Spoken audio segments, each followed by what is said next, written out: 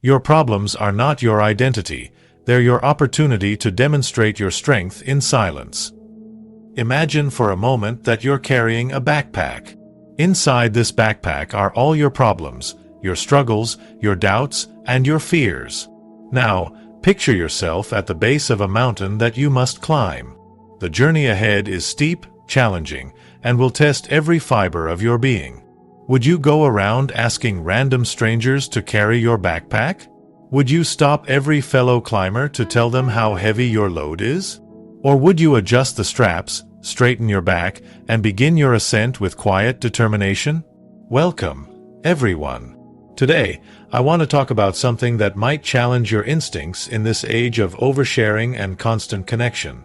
I want to talk about the profound power of keeping your problems to yourself. Not because your problems don't matter, they absolutely do, but because how you handle them matters infinitely more. In our world today, we're encouraged to open up, to be vulnerable, to share our struggles. And while there's undeniable value in authentic connection, there's also a forgotten wisdom in strategic silence. The ancient philosophers knew this. The most resilient among us practice this. And today, I want to show you why this approach might be the missing key to unlocking your true potential. So lean in. Listen closely. Because what I'm about to share isn't just about keeping secrets, it's about reclaiming your power in a world that too often rewards victimhood over victory. It's about transforming your relationship with your problems so profoundly that they become stepping stones rather than stumbling blocks. And it begins with a simple yet radical choice: to keep your problems to yourself. There is a special kind of strength that doesn't announce itself. It doesn't demand attention or seek validation. This is the strength that grows in private, away from prying eyes and sympathetic nods. It's the strength that the Stoics revered, that Marcus Aurelius embodied when he wrote his Meditations, not for publication, but as a private dialogue with himself. When you face your challenges in private, something remarkable happens. You're forced to confront the raw reality of your situation without the cushion of external validation. There's no audience to perform for, no sympathetic ears to soften the blow of hard truths. It's just you and the problem, engaged in a dance of growth that transforms both of you. Consider the Japanese concept of gamen, enduring the seemingly unbearable with patience and dignity, or the Finnish virtue of sisu, extraordinary determination in the face of extreme adversity. These cultural values weren't developed to impress others. They were cultivated as internal resources, private reservoirs of strength to draw from when challenges arise. In the words of Epictetus, make it your goal never to cry over anything. This isn't a call to emotional suppression, but rather an invitation to develop such profound inner strength that external challenges cannot shake your foundation. When you reserve your struggles for your private domain, you create space for this strength to flourish. The philosopher Seneca argued that difficulties strengthen the mind, as labor does the body. But this strengthening cannot happen if we're constantly seeking relief through sharing. Just as muscles grow through resistance, not release, your character develops when you bear your burdens, not when you transfer them to others. Remember that every great leader, innovator, and changemaker throughout history faced moments of profound doubt and difficulty. What separated them from others wasn't the absence of problems, but their approach to them. They understood that true leadership isn't demonstrated by complaining about obstacles but by quietly removing them. This is the essence of silent strength, not the absence of struggle, but the presence of an indomitable will that refuses to make noise about its battles. Every word you speak carries energy. Every complaint you voice consumes power that could be directed toward solutions. This isn't merely poetic metaphor, it's practical reality. When you repeatedly articulate your problems, you're not just sharing information. You're reinforcing neural pathways that keep you trapped in a problem-focused mindset. The ancient Chinese philosophy of Taoism speaks of Wu Wei, effortless action that comes from conserving and directing your life force with precision and purpose. The Taoists understood that energy scattered is energy wasted. When you disperse your vital force through constant verbalization of your struggles, you leave less energy available for overcoming them. Neurologically, what fires together wires together. Each time you detail your problems to a willing listener, you strengthen the connection between your identity and your challenges. The temporary relief of emotional ventilation comes at a cost. It deepens the groove of the problem in your consciousness. Instead of processing and releasing, you're actually reinforcing and internalizing. The Roman philosopher Seneca advised, "We suffer more often in imagination than in reality." When you constantly verbalize your problems, you force them to maintain residence in both your imagination and reality. You give them life through your words, breathing continuous energy into situations that might otherwise begin to dissolve. Consider the practice of mauna, the spiritual discipline of maintaining silence. Practiced across various spiritual traditions, from Hinduism to Christianity, this discipline recognizes that speech is energy expenditure. The practitioner of mauna conserves their life force, directing it inward toward growth rather than outward toward expression. Your vital energy is your most precious resource. It fuels your creativity, powers your persistence, and sparks your innovation. When you redirect the energy that would be spent in complaint toward constructive action instead, you create an alchemical reaction, transforming the lead of your problems into the gold of your achievements. This conservation of energy isn't about suppression. It's about intentional channeling of your life force toward what serves your highest good. The human mind operates in the direction of its dominant thoughts. When you consistently talk about your problems, you orient your mind toward problem identification rather than solution creation. It's a subtle but profound shift in mental positioning that determines whether you become a victim of circumstances or an architect of outcomes. The great Stoic philosopher Epictetus taught, "It's not what happens to you, but how you react to it that matters." This reaction begins in how you frame the situation to yourself and others. When you choose to speak primarily about solutions rather than problems, you train your mind to automatically seek constructive paths forward. Ancient wisdom across cultures recognizes this principle. In Buddhist psychology, there's the concept of skillful means, the ability to respond to challenges with appropriate tools rather than emotional reactivity. This skill is cultivated not through extensive analysis of the problem, but through dedicated focus on potential responses. The shift from problem sharing to solution seeking fundamentally alters your relationship with adversity. Rather than seeing challenges as burdens to be transferred through conversation, you begin to perceive them as puzzles to be solved through contemplation and action. This perspective transforms your emotional experience from one of helplessness to one of agency. Consider how innovators approach obstacles. Thomas Edison famously said of his thousands of unsuccessful attempts at creating the light bulb, "I have not failed. I've just found 10,000 ways that won't work." This solution-focused framing turned what others might call failures into valuable data points on the path to success. When you speak less about your problems and think more about their solutions, you activate different neural networks in your brain. You move from the default mode network, associated with rumination and self-reference, to the executive function network, which engages in planning, decision-making, and goal-directed behavior. This neurological shift isn't just psychological comfort. It's practical empowerment that positions you to transcend your challenges rather than merely endure them. Vulnerability has been rightly reclaimed as a source of connection and authenticity, but its value depends entirely on context and audience. Not everyone deserves access to your inner struggles. Not every relationship can hold the weight of your truth. Selective vulnerability isn't about hiding. It's about honoring the sacred nature of your personal journey. In ancient Greece, the mystery schools operated on the principle that certain knowledge should only be shared with the initiated, those who had proven themselves ready to receive and respect deep truths. This wasn't elitism. It was recognition that some understandings require proper context and preparation. Your personal challenges are similarly profound teachings that deserve discerning distribution. The philosopher Aristotle distinguished between different types of friendship: those based on utility, those based on pleasure, and those based on virtue.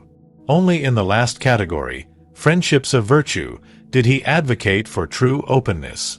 These are relationships rooted in mutual growth and genuine care, where both parties seek the other's highest good regardless of personal benefit. When you share your struggles indiscriminately, you risk several unintended consequences. You may receive misguided advice that pulls you off course. You might encounter energy vampires who feed on your difficulties without offering genuine support. Most dangerously, you may find your problems reflected back to you through the distorted mirrors of others' perceptions, magnifying their apparent significance. The practice of selective vulnerability requires discernment. It asks you to distinguish between those who care about you and those who merely care about your story.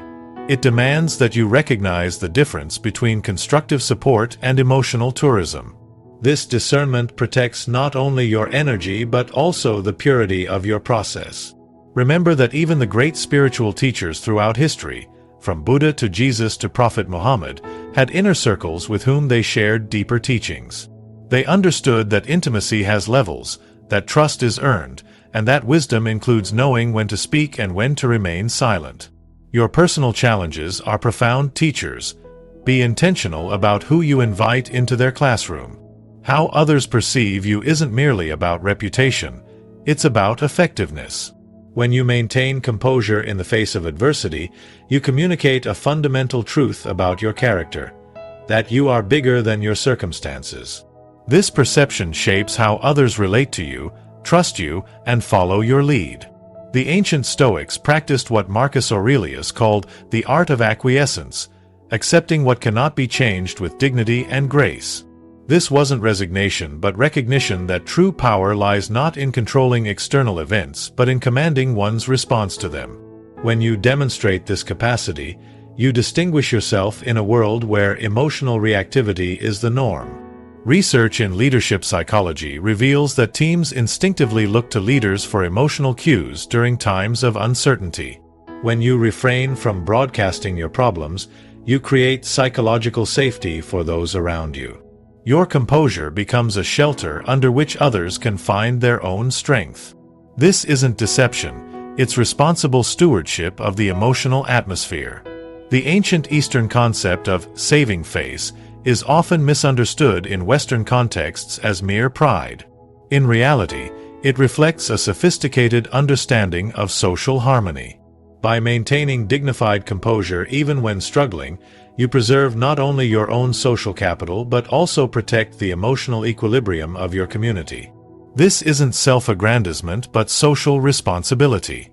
Consider how history remembers those who faced enormous challenges with outward grace. Nelson Mandela emerging from 27 years of imprisonment without bitterness. Viktor Frankl finding meaning in the concentration camps. Marie Curie pursuing scientific breakthrough through personal tragedy. Their legendary status stems not from an absence of problems but from their refusal to be diminished by them in the public eye. The perception you cultivate through composed handling of difficulty creates opportunity. People invest in those they perceive as capable of overcoming obstacles. They partner with those who demonstrate resilience. They follow those who exhibit strength. By managing how others perceive your relationship with your problems, you don't just protect your image, you expand your impact.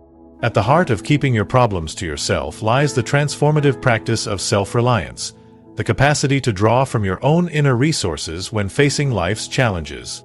This isn't stubborn independence, but rather the cultivation of an unshakable core that remains steady regardless of external circumstances. Ralph Waldo Emerson, in his famous essay on self-reliance, wrote, "Nothing can bring you peace but yourself."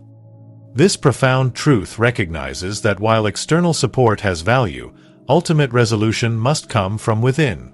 When you resist the urge to immediately externalize your problems, you create space for this inner resolution to emerge. Throughout history, the greatest breakthroughs in human understanding have often come through periods of isolated struggle. Moses on the mountain, Buddha under the Bodhi tree, Jesus in the wilderness. These archetypal journeys point to a universal truth. Transformation requires facing ourselves without distraction. When you choose to work through challenges privately before seeking input, you participate in this transformative tradition.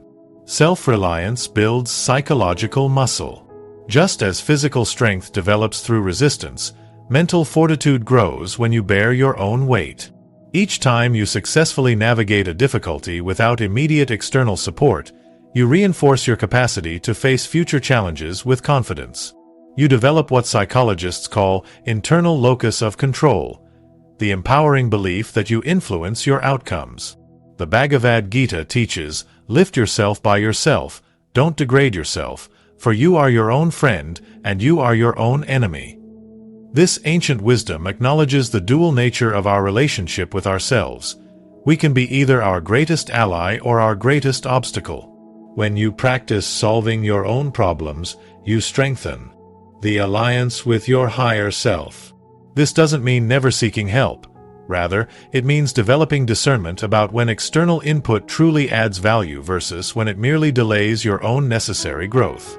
It means recognizing that every challenge contains not just a problem to be solved, but a lesson to be learned and strength to be gained. The self-reliance that emerges from this approach isn't isolation.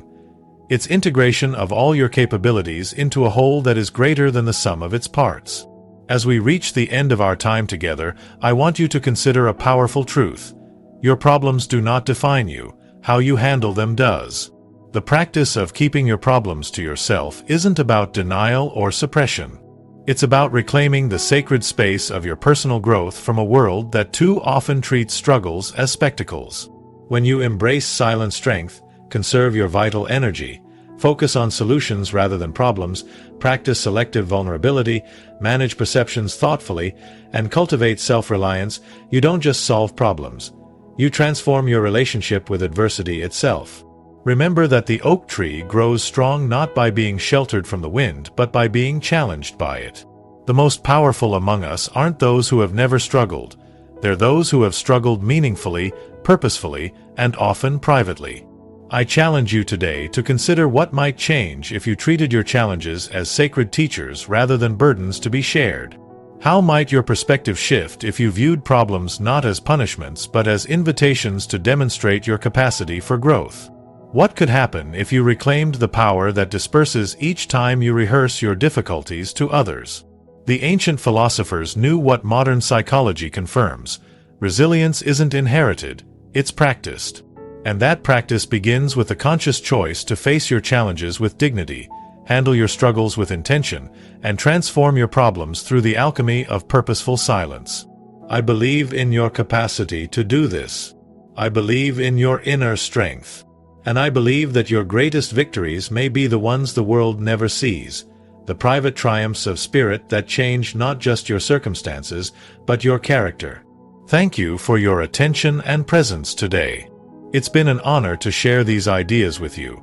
Ideas that have transformed countless lives throughout history and continue to offer wisdom in our modern world. I hope you'll take these reflections not as final answers, but as beginnings of a deeper conversation with yourself about how you face life's inevitable challenges. Remember that true strength often speaks in whispers, not shouts. And sometimes, the most powerful statement you can make is the one you choose not to voice. Thank you.